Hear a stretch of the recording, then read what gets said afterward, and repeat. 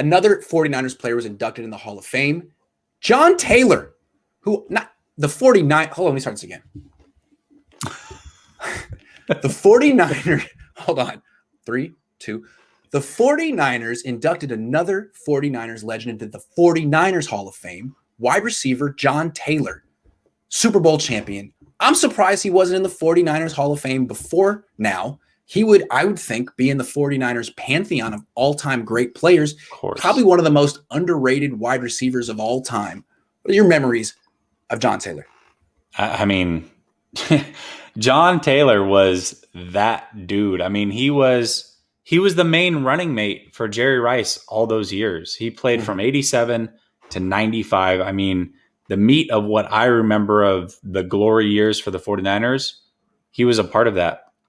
And he was putting up multiple 1,000-yard seasons alongside Jerry Rice. He was extremely quiet, didn't care about any of the attention, was just a solid football player. I mean, exactly everything that you could want from a number 2 receiver, he was exactly that. So, yeah, just the consummate pro and best wide receiver tandem ever.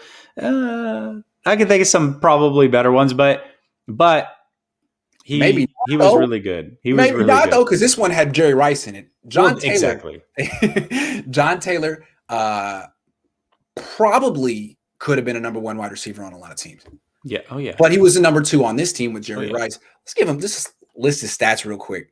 He became a full-time starter in 89, his third year, put up 60 catches, 1,077 yards and 10 touchdowns, averaged 18 yards per catch. For his career, averaged 16 yards per catch. And the Niners didn't really throw the ball down the field a lot. This was a guy getting yards after the catch, scored 43 touchdowns, was also a returner, returned punts, returned 2 for touchdowns. He made a Pro Bowl as a returner.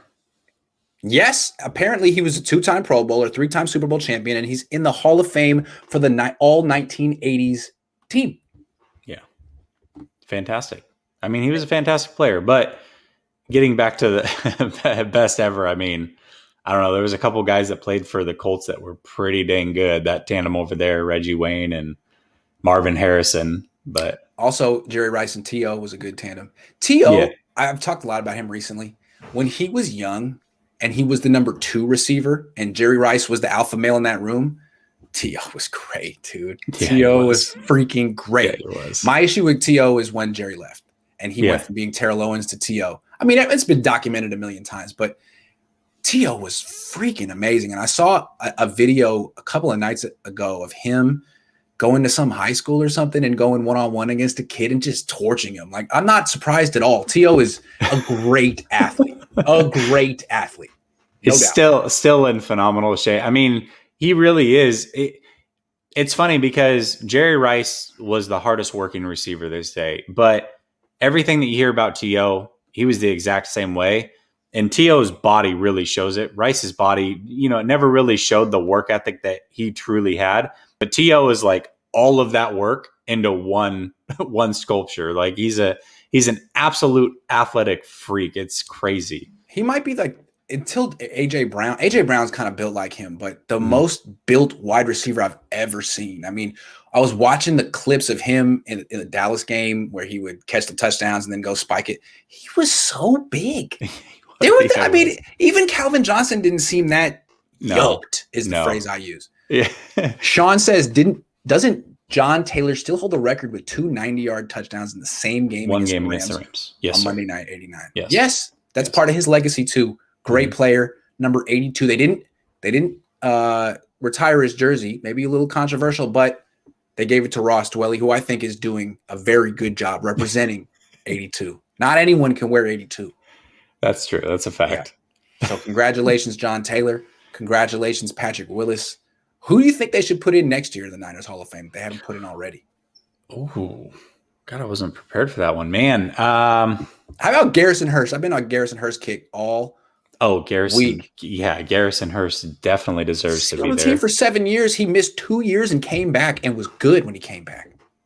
Well, if Gore retires, I mean, that'll be the obvious one. For sure. Yeah, that's the obvious. But Garrison last year was Bryant Young, I think. Yes, it was Bryant Young, but they're going to unveil it this year because they weren't able to do that or the NFC Championship banner. So they're going to do both of those at home games this year. It sounds like Garrison Hurst.